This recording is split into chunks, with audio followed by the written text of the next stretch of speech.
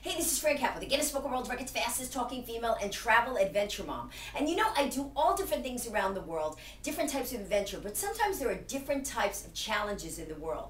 And those of you who have been following me know that my dad died of cancer, my mom died of cancer, and that my sister has had breast cancer. Well, when you go through those type of challenges, you want to make sure you have someone on your side, a team member, who you can totally trust. And we were lucky enough to be able to find Dr. Mark Silberman. We're here at the Plastic Surgery Group in Great Neck, and I'm going to talk to him today so that you people at home, if you've ever faced with this, will know not only who to turn to, but will also know the procedure that's involved. So, thanks for doing the interview. You're welcome. Well, I found you because you were recommended to us from at least 4 or 5 different people.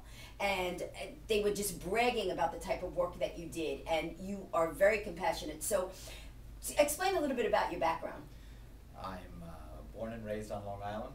I grew up around here. I went to college away in North Carolina. I went to Duke University, but I came back here for medical school. I trained here.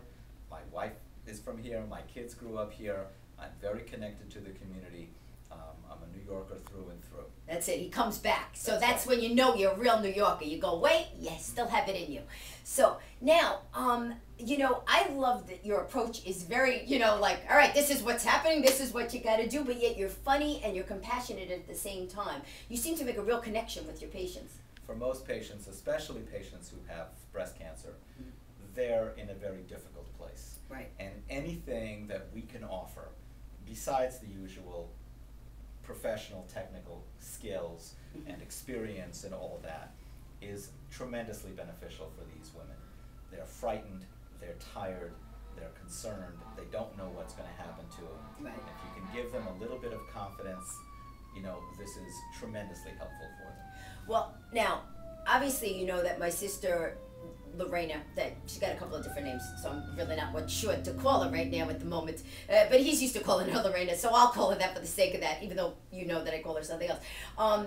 She had in this instance, you worked in tandem with the doctor that did the double mastectomy. So could you just explain a little bit how the procedure goes? Generally speaking, a woman is either diagnosed through mammography, a biopsy, something happens that causes her to find out that she has breast cancer. Right, in this instance she found out, yeah. Whatever. In that case, she generally will go and seek the care of a breast surgeon to decide what to do about the breast cancer. And in this case it was Dr. DeRisi for us. Correct. And these folks like Dr. DeRisi, there are others, will offer usually several different treatment options, one of which is mastectomy.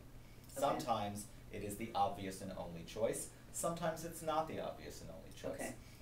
When a mastectomy is one of the possible treatments, or if it's the only treatment, then those patients are often referred to me for reconstruction of the chest, which is done simultaneously at the same time as the mastectomy.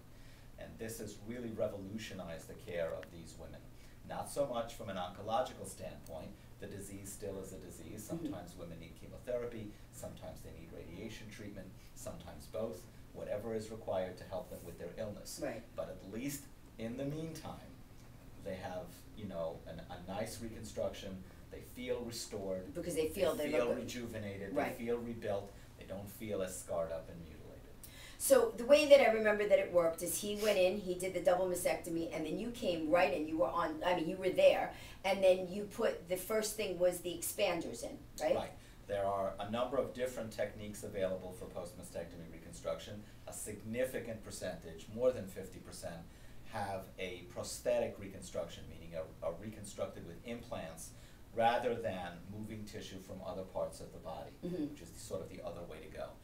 For women who need implant reconstruction or choose implant reconstruction, we usually do it in 2 stages. Okay. At the time of the mastectomy and right at the same time as the mastectomy, we place what are called expanders in the place where the breast used to be. They're almost like placeholders that you fill up over time. Space makers. Okay. Yep. And basically, over the course of about 2 months or so, we blow those space makers up to create the breast mound shapes that we want. Right. And we can adjust them. We can make them bigger. We can Bigger or make smaller. them smaller. Right. You know. And then, of course, we take the patient back to the OR. This is usually a minor ambulatory procedure. It takes about an hour, hour and a half, and we do whatever little revisions we need, a little little up, a little down, a little to the right, a little to the left, sometimes in a bilateral format, meaning where both mastectomies have been done. Right. You need to make some adjustments, one vis-a-vis the other, and go ahead at that point, we put permanent implants in. So then that's when, and in my sister's case, was it silicone? What kind of implants? That's correct. I would say 90% of the time, at least in the last 5 years, we have been putting in permanent silicone implants rather than permanent saline implants for these women. Primarily because they are much more comfortable. Okay. They are softer. And do they look realer? Yeah, well, okay. realer. Well, more real? There's no such word. Yeah, go ahead. Sorry, I was a lit major in college. Yeah, right. And I'm a writer, so that's not good for me. Yeah. The reality is they probably look fairly similar, okay, but they don't feel similar. And she has no sensation there, I notice, on her, not that I'm touching her breast, but I mean, she doesn't have this sensation because what, the... Well, in most cases, yeah, the skin does become somewhat numb. Okay. Although, as the months go by, and as we've discovered with Fran, yeah, it does start to recover, which is, you know, kind of a nice thing. It can happen in a patchy sort of way, sometimes in an irregular sort of way, meaning a little bit more on one side, maybe a little bit less on the other. But generally speaking, there is some loss of sensation in the skin. But when we talk about comfort, it's an internal comfort. You know, I don't want that woman to spend the rest of her life with two, you know, rocks. Exactly. Where she's literally feeling pressure, discomfort. This is internal. I want her to be relaxed and comfortable, look well, feel well. Right. Really important to feel well. And, you know, try not to think about these things too much. Yeah, that it's way down. Now, the interesting thing that happened with my sister is is a belly dancer, and she had, you know, been looking online at different surgeries, and the cut went straight across. She wanted it to go along the lines of her belly dancing outfit. Right. And I remember you were totally willing to work with that. Now, how did that work out aesthetically, do you feel? I mean, my sister was thrilled with it. Yeah, the traditional mastectomy incisions are transverse. Meaning just straight like that? Straight, directly horizontal. My sister and I called them the Frankenstein more look, yeah. The problem with that approach, and there's always a problem with any approach, I suppose, is that the scarring will then encroach slightly towards the midline. Okay. And if you want to wear or are used to wearing very revealing clothing in this area, whether it's a bathing suit top or a costume for whatever activities you do, or just a open V-neck sort of gown or dress, you may see a little bit of that scar, and that for some women is disconcerting. So you can adjust that incision. You know, in Lorraine's case, we made it in a more oblique sort of way, so that the scar did not encroach on the center section of her chest. Now, to be honest with you, the other thing you need besides a plastic surgeon who's willing to try different incisions is a breast surgeon who's willing to work with different incisions. And Dwight DeRisi certainly is someone who can work with almost any incision on the planet. It was a great team. When I approached him and said, you know, I spoke to this woman and, you know, she's sort of interested in doing it this way, you know, I have no trouble with this. Do you think that would be all right?